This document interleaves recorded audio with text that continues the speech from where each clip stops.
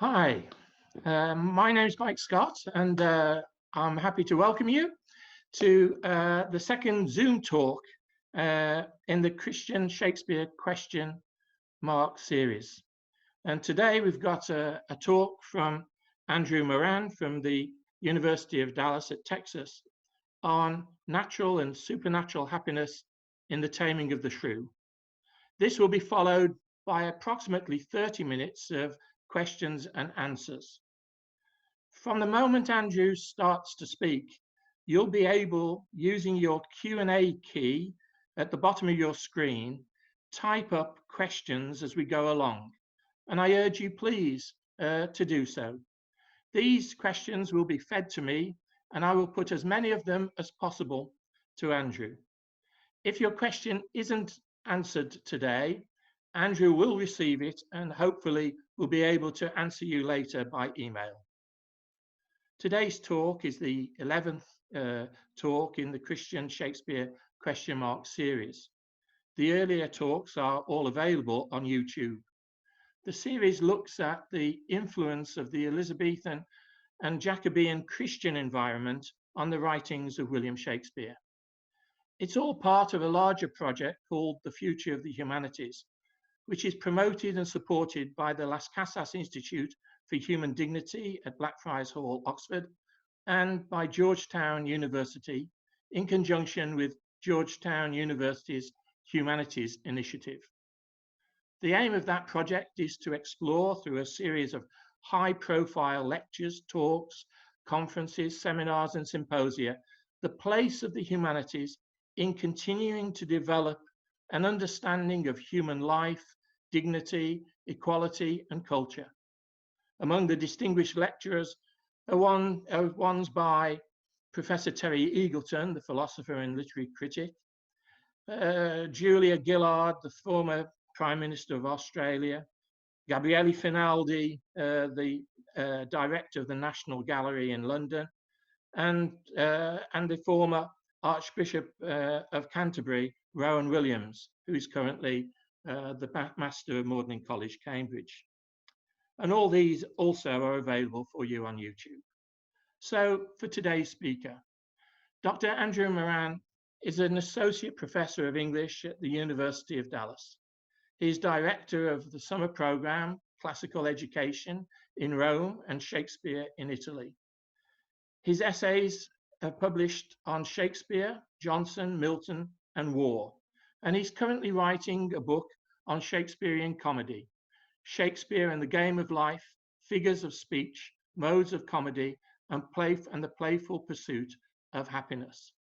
And today, as I said, he's talking about natural and supernatural happiness in the Taming of the Shrew. So with that, welcome, Andrew, and over to you. Thank you. I should acknowledge from the get-go that approaching a farce such as the Taming of the Shrew in light of classical ethics and Reformation theology may provoke the insult wrangling pedant and justify a lute being smashed over my head. But in Taming, as elsewhere, Shakespeare is bookish. Ovid is everywhere, and Act 1, Scene 1 begins with a discussion about studying Aristotle. I'll argue that the reference to the Nicomachean ethics is teaching on happiness, and Tranio's advice that one not exile Ovid are essential to understanding the comedy. But in addition to pagan wisdom about the conditions for natural happiness, the play intimates an interest in Christian doctrines that relate to supernatural happiness. In the second half of this talk, I'm going to be a bit allegorical, analogical, and even anagogical, maybe overdoing it with the meaning of names as I consider allusions to the sacrament of baptism. I will argue for a Christian Shakespeare, indeed Christian enough to represent the doctrinal controversies that rocked 16th century Christendom as they bear on the topic of happiness. The play proper begins in a university town, Padua, the center of Renaissance Aristotelianism, the site of squabbles and fruitful collaboration between scholastics and humanists, between the readers of Aristotle and Ovid. Lucentio is there to study the former. For the time I study philosophy, for the time I study virtue, and that part of philosophy will I apply that treats of happiness, by virtue specially to be achieved. He plans to study the Nicomachean ethics, but the desirous young man had already let slip that his commitment is half-hearted. He will haply institute a course of learning and ingenious studies.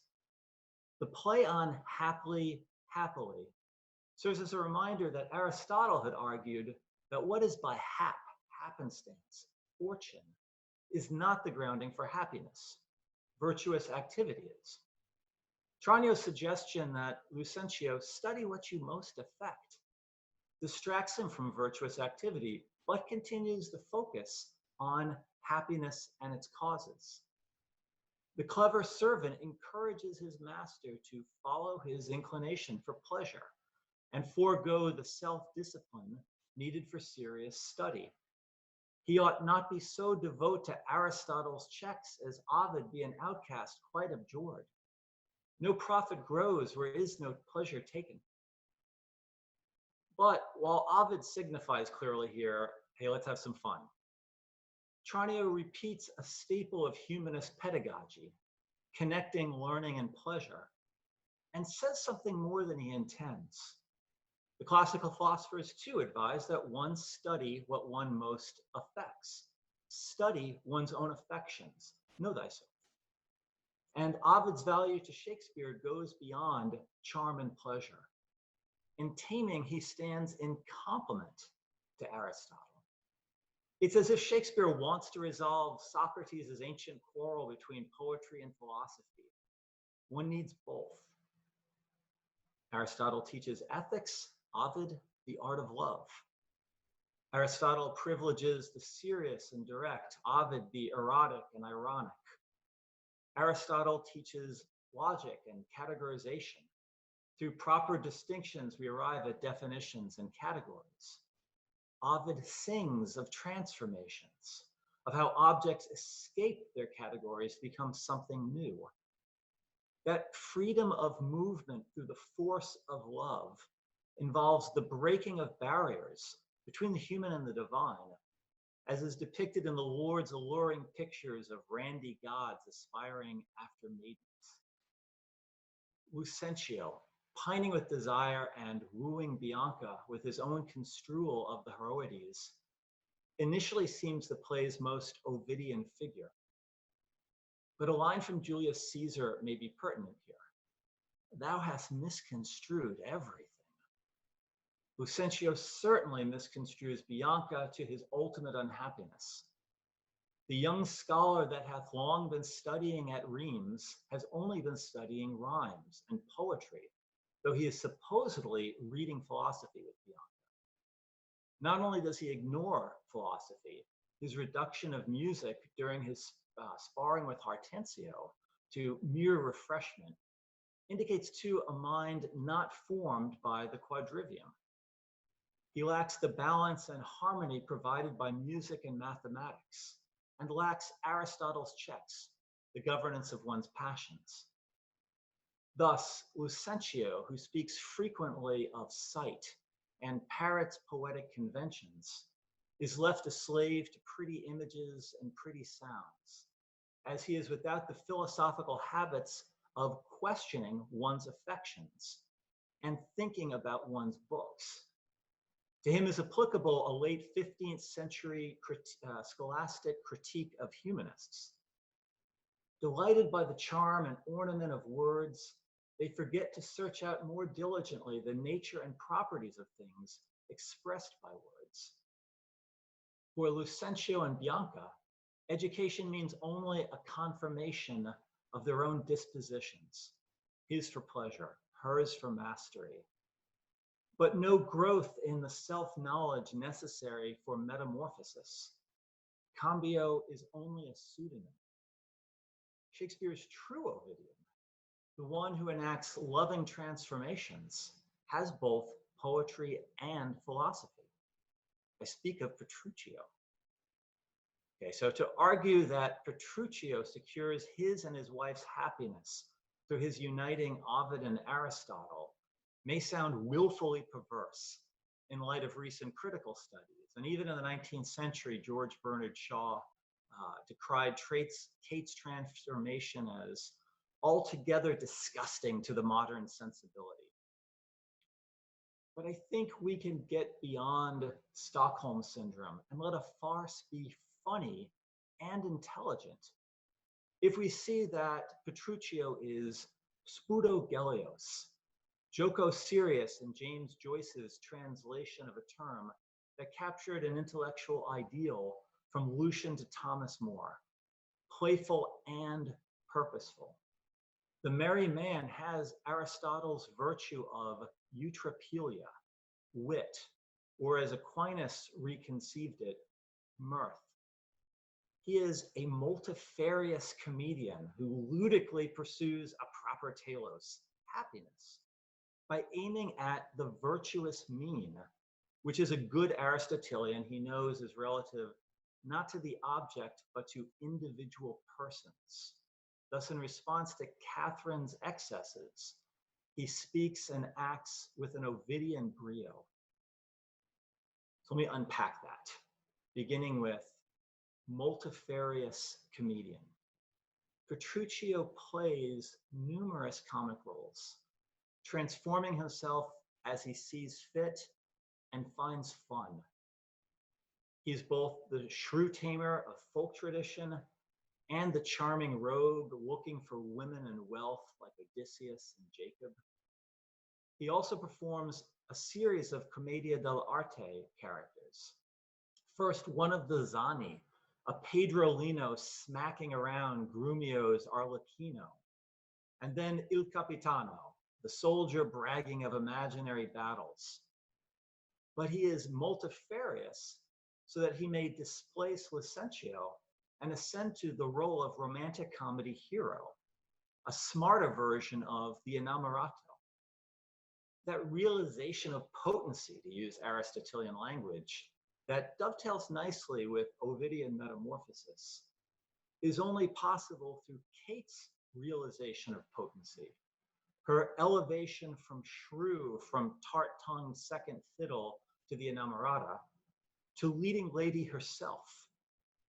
In their first encounter, he pokes her with epithets, but that particular rhetorical figure expresses his purpose, to redefine her as a bonny Kate, so that she may realize her purpose, to be happy.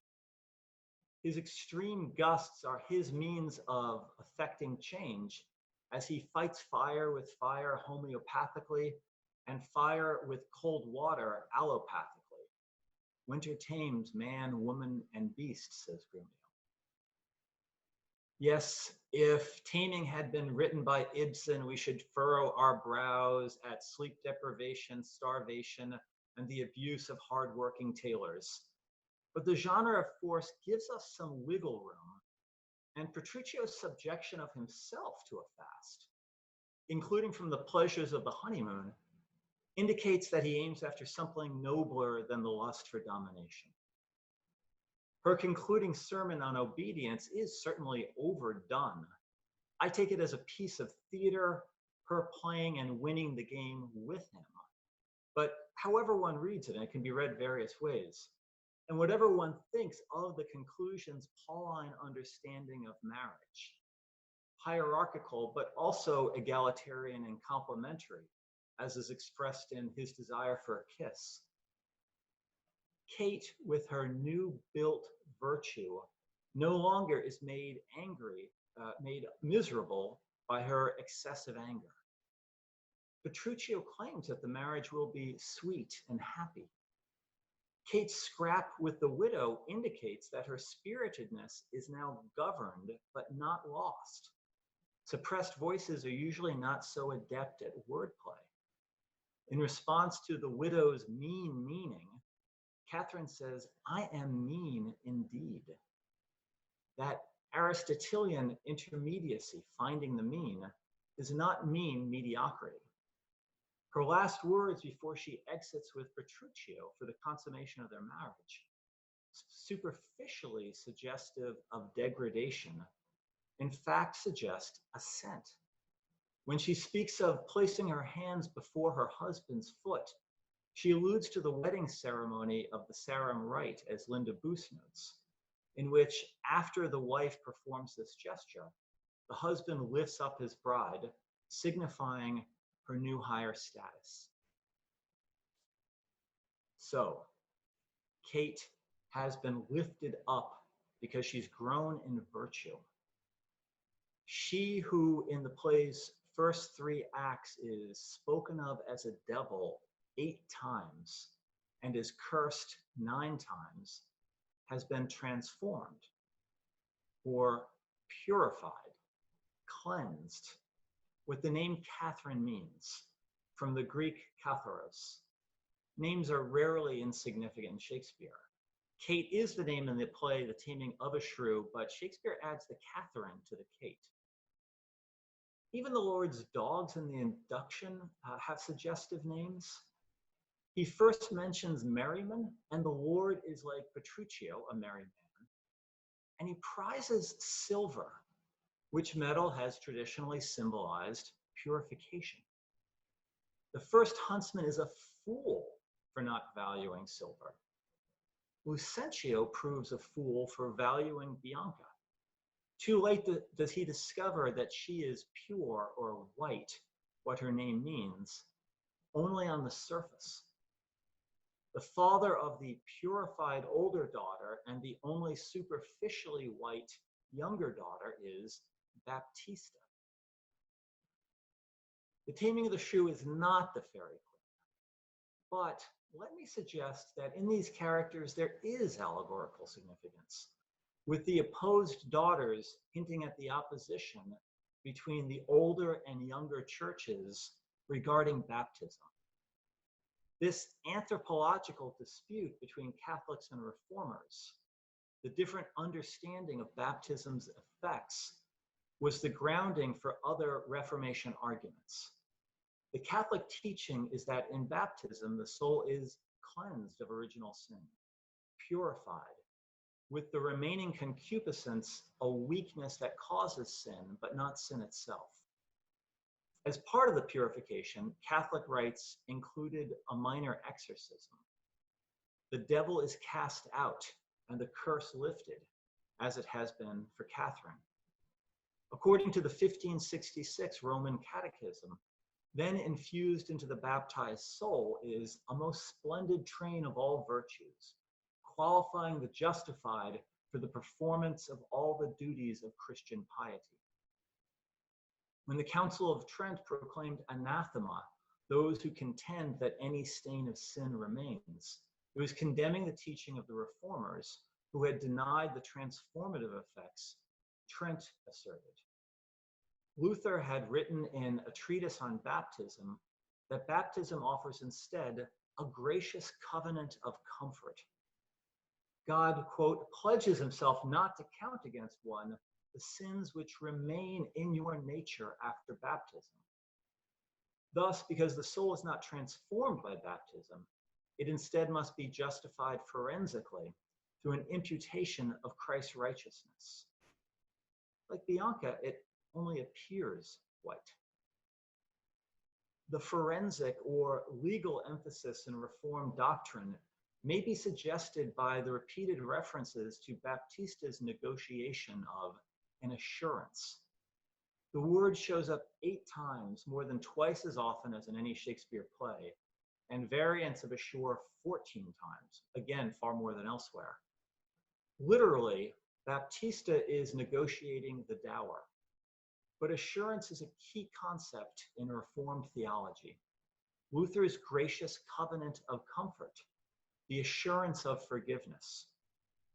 He writes that he who prays for forgiveness of sins and hears the absolution of Christ should be certain that truly, just as the word declares, his sins are forgiven, and he should be assured that this is in no sense man's work, but God's work. Trent had condemned this Reformed doctrine, and maybe too, so does Shakespeare, through the cryptic but critical Biondello. He tells Lucentio that Baptista is negotiating with the deceiving father of a deceiving son, a counterfeit assurance. He then tells Lucentio, take you assurance of her, cum privilegio ad imprimendum solum. As Arden 3 notes, the Latin is a formula denoting a monopoly of publication, translating to with the sole right to print, maybe a joke about fathering children. But the Latin can also be translated to with the right to print alone, suggesting a different joke on Luther, who had interpolated the word allein, alone, into his translation of Paul's letter to the Romans to buttress the doctrine of sola fideism. The scene ends with Lucentio reflecting, hap what hap may. Again, he trusts in happenstance. He's not tragic, but Lucentio is a loser. One of a series of unhappy Shakespearean characters who speak of themselves as lacking freedom because of the power of fortune or fate, including Richard, who sees himself predestined to violence by his crookback, his literal depravity, merchants Antonio and Hamlet. Some, such as the student from Wittenberg, have, like Lucentio, Protestant associations. And I wonder if Shakespeare is suggesting that for happiness, one must recognize and actualize one's own moral agency and freedom, and is criticizing those aspects of Reformed teaching that minimize these, such as Luther's bondage of the will and Calvin's predestinarianism. Petruchio's mocking of Baptista as Sir Assurance may hint at Shakespeare's attitude towards Reformed teaching on baptism, in which the soul is not purified and so not made capable of good works that cooperate with grace in the process of sanctification. Allusions to Aristotle and Ovid would then not only introduce the theme of natural happiness, but also point to the Catholic understanding of what constitutes supernatural happiness, a soul that has sacramentally undergone a metamorphosis, so that it possesses intrinsically, not forensically, the capacity for virtuous activity, including intellectual and volitional union with God. As in Ovid's tales of love, both human and divine actors play their parts. In the marriage of Katherine and Petruchio, there may even be admittedly faint, hints of an anagogical sense, of the ascent of the soul to its final beatitude after the divine descent. By God's wounds, says Petruchio when he marries Kate, the way too Christ married the church on the cross before he also cried out for drink. On kissing her, all the church did echo. The nuptial union of Christ and the church sounding through time has long been figured as a kiss, as in the traditional interpretation of the Song of Songs. Gremio speaks of marriage to Kate in terms of being whipped at the high cross. Petruchio's last line literally is a dangling participle, but his valediction may be suggestive. Being a winner, God give you good night. Whether or not I'm ascribing to Petruchio one comic role too many, his play with Kate, as has been recognized, is analogous to the Lord's with Sly, which is to begin with balming his foul head in warm distilled waters. The induction, like the play proper, seems full of baptismal allusions. We can at least say that Petruchio's amorous play contrasts with that of his foil Lucentio, as the winner relies not on happenstance, but on his own will and intellect. My work on playfulness and ethics in the comedies has had me reading Johann Huizinga's classic Homo Ludens.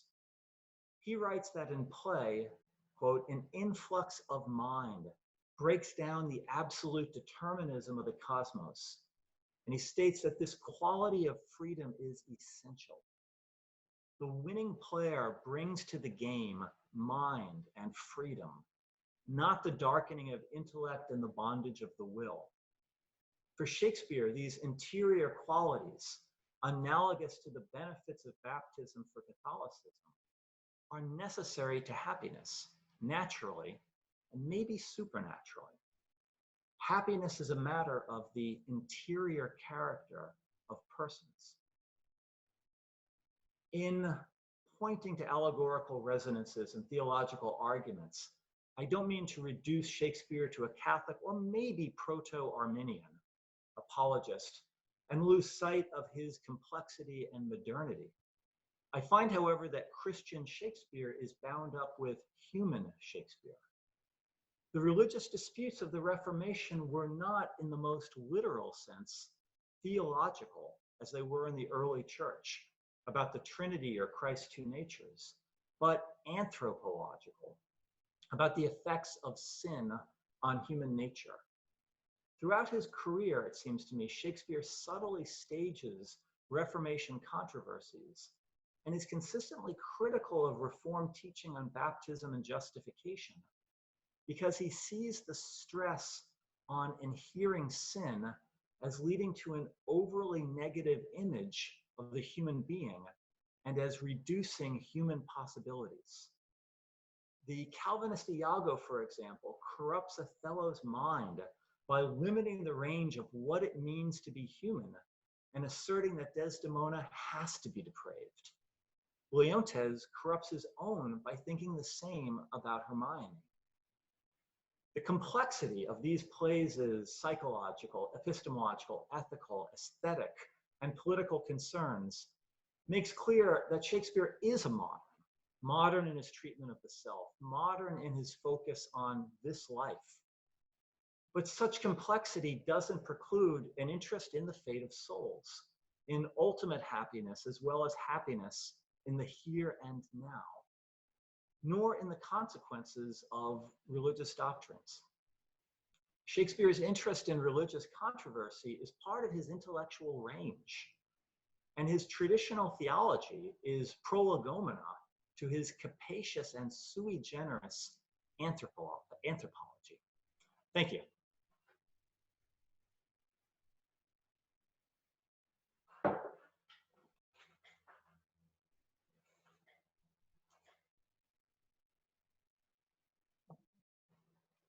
That's better.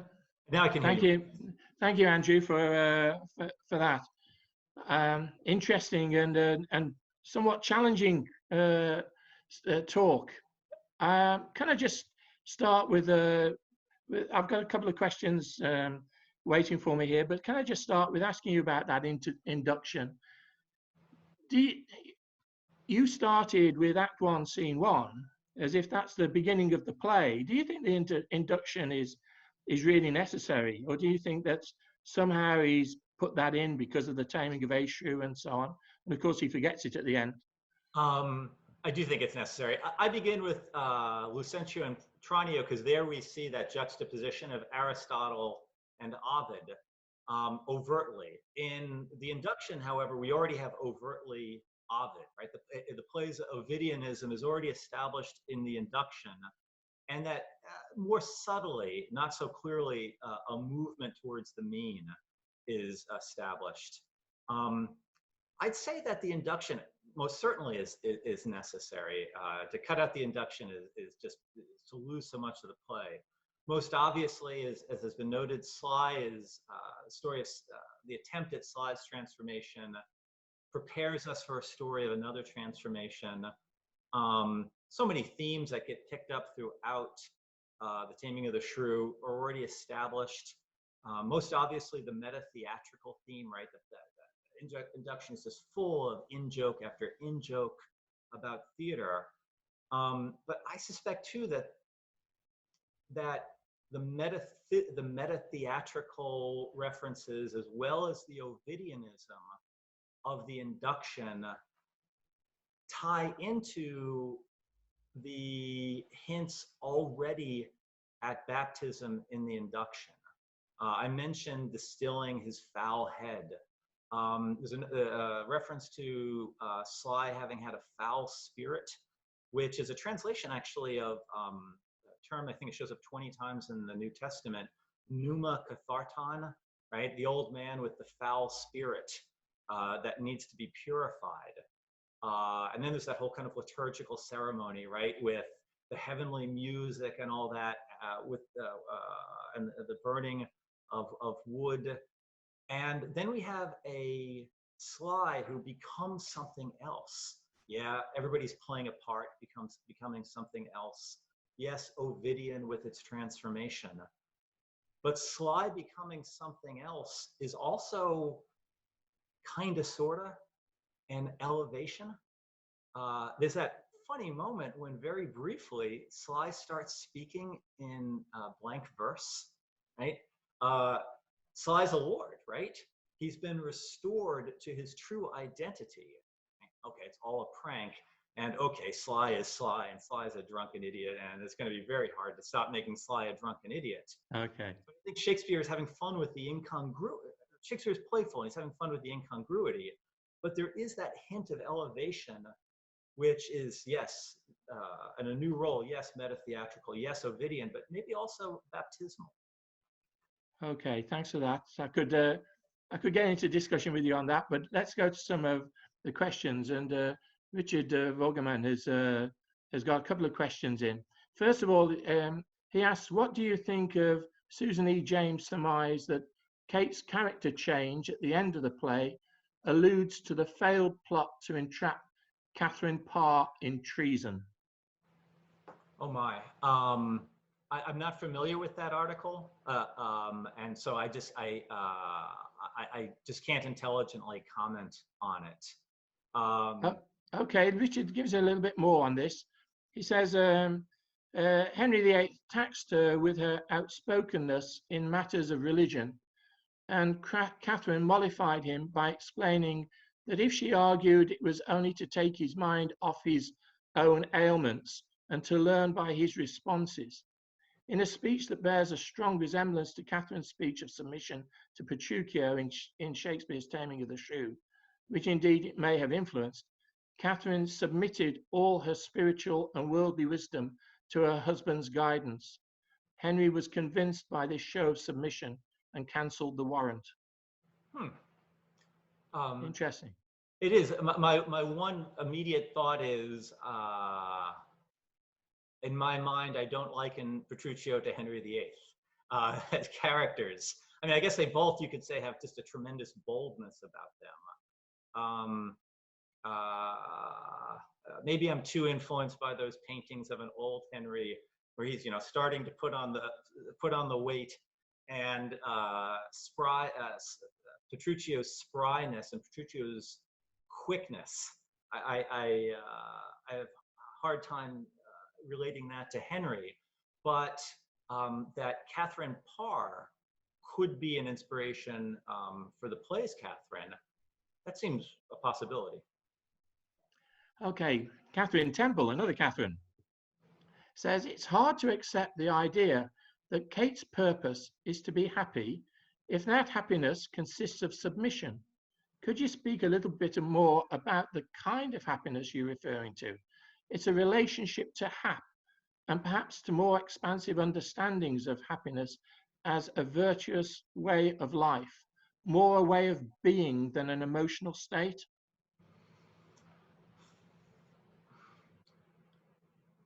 Maybe a way to respond to this question would be to note that in that last scene, the word that we hear a number of times is obedience and obey, which is not quite the same thing as submission. I may be pushing the etymological difference strongly here, maybe a little too strongly, but I think it is at least worth calling attention to. A friend of mine who knows Hebrew pointed out to me that our English word obey, from the Latin ob audiens, on account of hearing, that the Hebrew word actually translates literally. It's about hearing.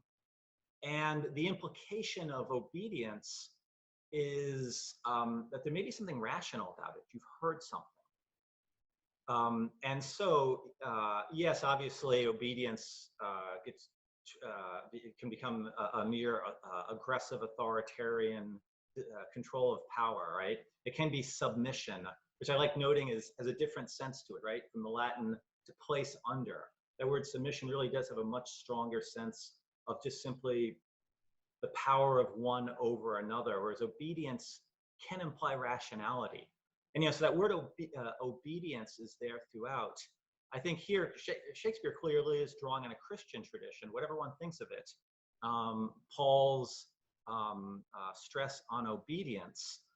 Paul's stress on obedience, I alluded to this briefly in my talk, that it is clearly hierarchical in a way that is rarely found sympathetic today. It begins with mutual submission. And yes, Petruchio is going to take on that role as Pauline husband. But I think there's the play is working with an older idea that the happiness of individual souls does involve obedience, whether it's wife to husband, whether it's subject to prince, whether it's soul to God. I think that's actually Augustine, by the way, says this very explicitly somewhere in City of God about the necessity of obedience for happiness. And so, yeah, whatever one thinks of it, I think Shakespeare is drawing on an older Christian tradition there. Okay, thank you for that. Paul Edmondson from the Birth-Based Trust, he asks, as you've been speaking, I've been wondering about the transformation of Kate herself from a shrew to a wench, a reversal, as it were, of an Ovidian metamorphosis. I wonder, please, if you might comment on Kate's transformation in the light of what you said. I'm assuming he means specifically about Petruchio's, why there's a wench. Does he mean, is that what he's at the end, at that very? I imagine so. Yeah, he might clarify in a minute, knowing Paul. But carry on, Andrew. That particular word at the end just struck me as affectionate. That we have Kate, who's played the role and helped Petruchio win the game. They're the winning team, right? Through the overdone sermon on obedience, right? And so we have a certain kind of seriousness, right? That she has her new built virtue, and yet it's. Shakespeare is not simply saying we all become humorless Aristotelians, right? And that Petruchio shows this affection, that he uses this kind of low language of wench. I think helps after maybe even the heaviness of that moment, right? For centuries, people have been overwhelmed by Kate's obedience speech. The fact that Petruchio then can use this language of wench, so you could take it as demeaning, but maybe you could also just take it as lighthearted and reestablishing a joviality, and including a joviality that may be marking their marriage. Okay, perhaps I can take that a little bit further and ask you about this and metamorphosis, because it seems to me that there is one actual textual reference to coney catching in the play by the pedant. And it just seems to me that this is a play that has a number of coney catching arguments going through it, of the deceit, the lies, the trying to get to a particular end, of the exploitation of somebody by somebody else. It's not just with Katharine and Petruchio. It's going along with all the disguises that are being made right from the start with Bianca, and then with Vincenzo being him being usurped, his name being usurped, him being usurped, and so on. How do you mesh that in with your overall view? That the virtue of the play, right? That it's pointing back to Aristotelian virtue, which is about happiness, which is about virtuous activity, right? But as I was saying, it's Aristotle and Ovid, and maybe St. Paul, and maybe the Catholic understanding of baptism. and in which happiness involves, yes, virtuous activity, but some of that virtuous activity may be playful. This is something I've been thinking a lot about with Shakespeare, about how there's this celebration of playfulness in Shakespeare. And yet there's a lot of playfulness in Shakespeare that the dishonesty is clearly morally abhorrent. Right?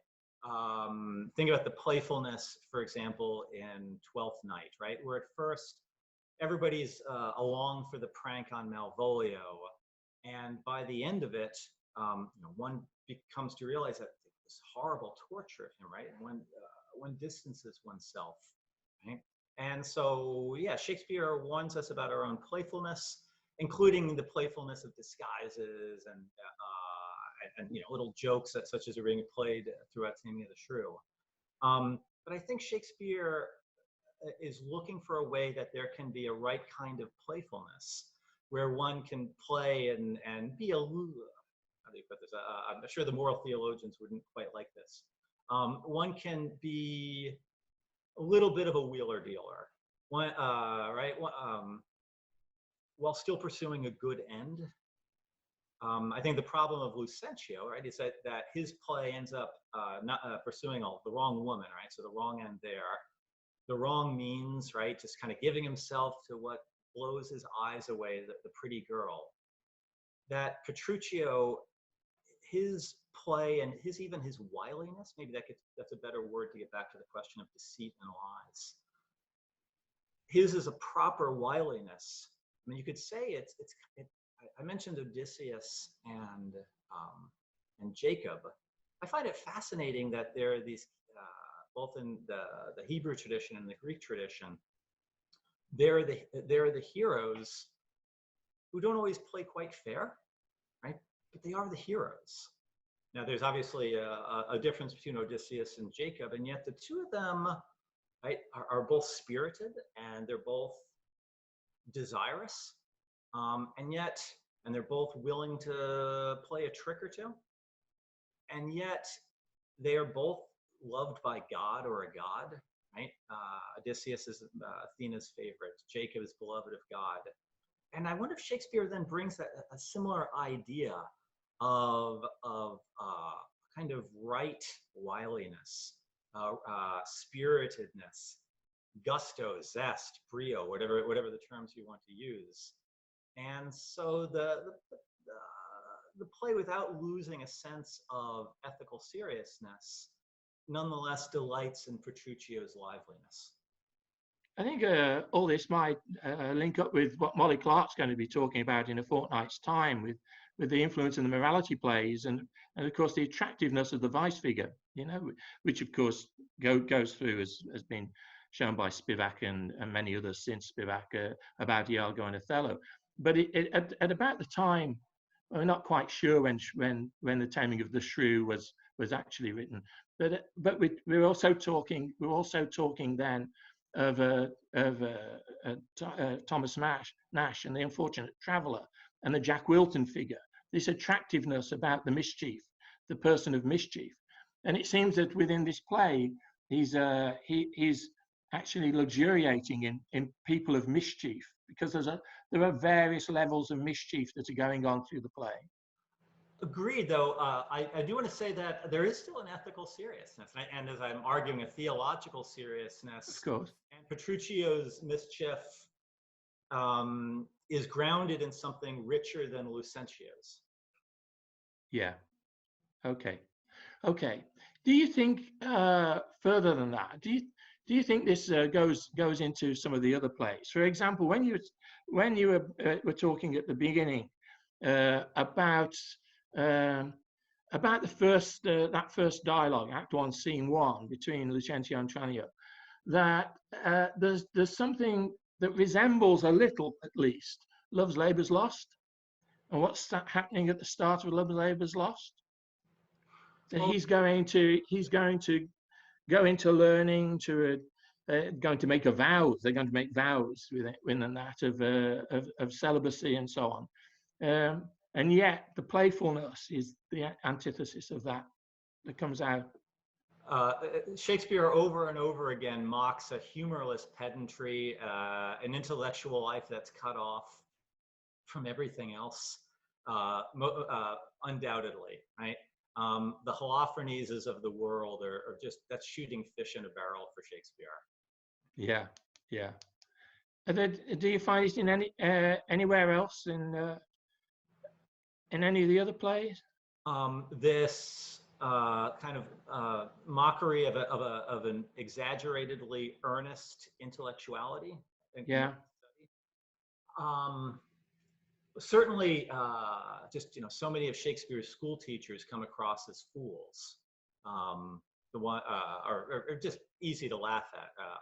The Welshman in Merry Wives of Windsor. That's the one that just immediately occurs to me. But yes, that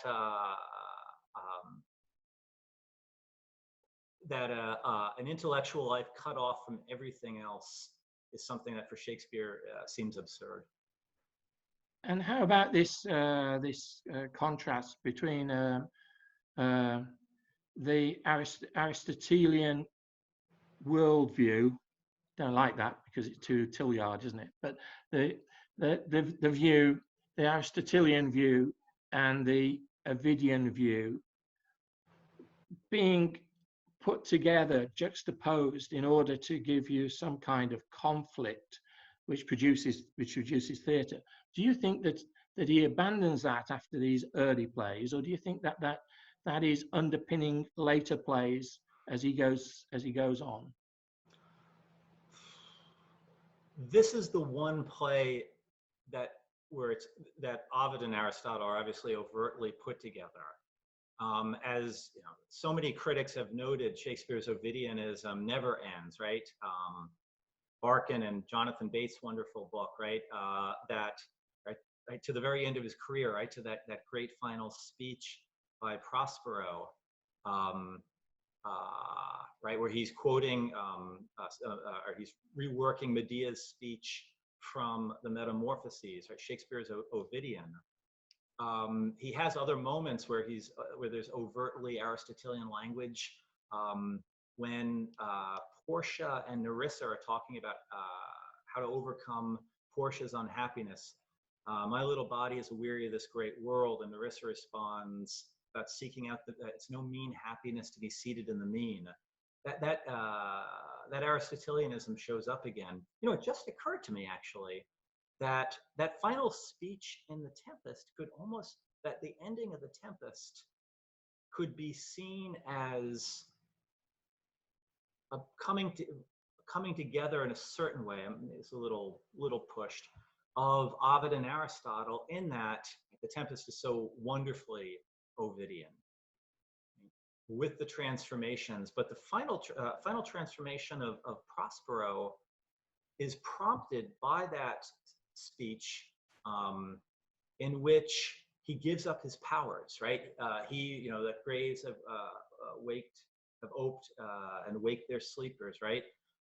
But that speech ends with his giving away of his powers.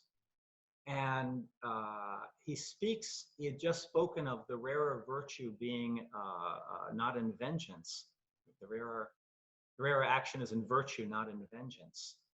And now there he's talking about virtue. I don't know that he's specifically thinking about Aristotelian notion of virtue, but nonetheless, a concern with virtue, but that is the virtuous activity is connected to Ovidian metamorphosis.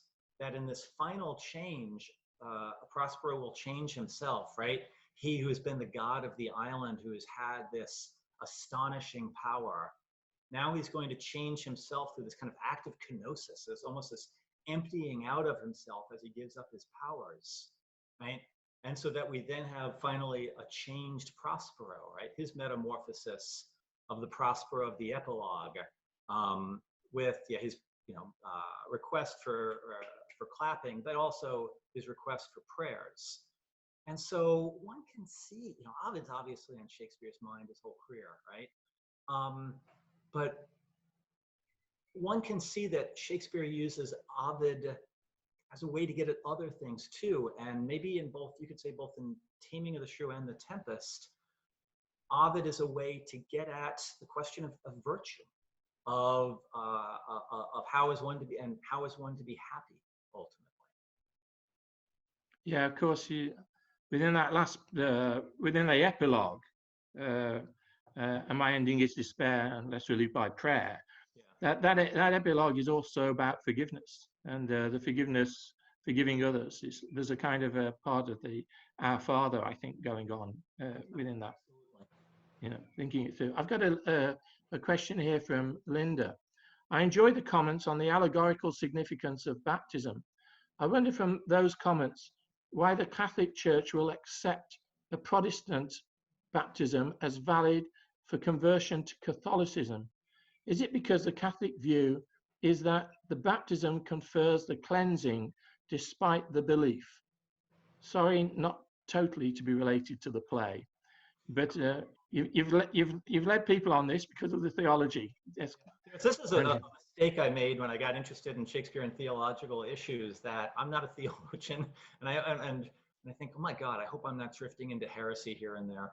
So I'm always very hesitant answering these questions, but I think that, yeah, the understanding is that that the act itself of baptism is efficacious, and whether there's a and while there may be a Catholic criticism of the Protestant understanding of its efficaciousness, just as a Protestant criticism of the Catholic understanding is nonetheless it's efficacious. I think that would be the quick answer. Okay. The late Michael Bogdanov, who directed the play for the RSC in 1978, wrote that for the 21st century, the play has to be viewed as the ruthless subduing of a woman by a man in a violent excess of male savagery, couched in a class wish fulfillment dream of revenge. Obviously, Michael was coming from a cultural materialist point of view. Whilst you've been given a talk which is really in direct contradiction to that, do you see those type of productions now as being outdated, or do you see them still as having a relevance? It's funny you ask this question. At the University of Dallas, where I teach, one of the directors is going to be performing Taming of the Shrew this coming fall. I had no idea he was doing this. A good friend of mine, Stefan Novinsky. And I'm going over to his house on Thursday to talk about performing this. And I'm going to, I think, essentially say to him, don't listen to anything I have to say, that you as a director simply have to make sure that your production works. And it is the case that 21st productions of Taming of the Shrew have to somehow acknowledge that the play performs things, right? A woman being pushed, directed, forced, however you want to put it, into obedience, that are going to be offensive to modern audiences. What do you do about that? I think that the productions of the last few decades, I didn't see them, but reading about them, and Arden 3 is a really nice summary of the history of the productions. They sound really exciting, and I like that that directors have found a way to respond to those challenging moments.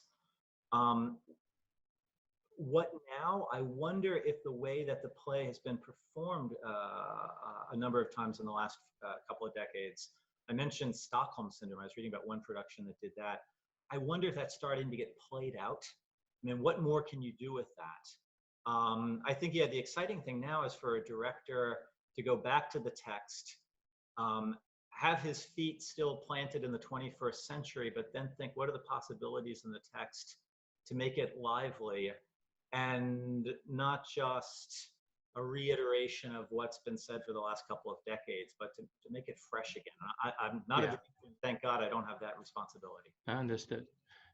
One of the questions, of course, always is, if you're going to put the induction in, are you going to take the final scene in from Taming of a Shrew to give the perhaps you'd just like to finish on that with a quick comment. Sure. I just read recently The Taming of a Shrew and was amazed by how boring it is, and it's not a very good play at all. And it seems to me that one ought not have that end scene with not Christopher Sly, just Sly. One ought not have that end scene, not only because it's not Shakespeare's, who cares about that, but because it's just painfully simplistic, right? The play has this rich complexity to it, and why end with Sly's stupid and even aggressive and obnoxious, I know now how to force my woman to do what I want her to do, right? Andrew, you're consistent. You're consistent in the way you've gone through today's lecture, and I'm very grateful. I'm very grateful to you. I'm now going to have to draw things to a close, and I'd like to thank you, Andrew, for a stimulating paper and a good conversation afterwards. I'd like to thank all those participating who've submitted questions. I'd like to thank very much Georgetown University who've made this all happen, and particularly Yvonne Queck and colleagues working to make Zoom possible. Special thanks also to Professor Katherine Temple for her work behind the scenes in feeding questions to me. My thanks also to Blackfriars Hall colleagues, Dr. Richard Finn, OP, the director of the Las Casas Institute, Dr. Richard Conrad, OP, the director of the Aquinas Institute, David Goodhill, OP, the acting regent, Dr. Claire Broom Saunders, the senior tutor, and Kinga Rona Gabai, our UK administrator. I'd like to thank Paul Edmondson, as ever, for his support from the Birthplace Trust. A great friend and a great supporter of this series. At Georgetown, my thanks to Dr. Jack DeJoya, the president, Dr. Tom Banchoff, the vice president of global affairs, and Dr. Chris Chalenza, dean of Georgetown College. Without the three of them, this just wouldn't work. And finally, to you, members of our audience, individually there listening to us today, my thanks for being with us. And I'd ask you please to join us again at the same time on the 2nd of June, when we have Molly Clark from Merton College, Oxford, talking on Shakespeare and the morality plays, a formal heritage. And then on the 16th of June, John Drakakis from the University of Stirling, Scotland, talking on putting religion into question, some reflection on Shakespeare's second tetralogy and his Venetian plays. In the meantime, to you all who've been participating today, take care and keep safe. I'm Mike Scott. Please follow me on Twitter at Mike Scott Prof. Thank you all and goodbye. Bye-bye.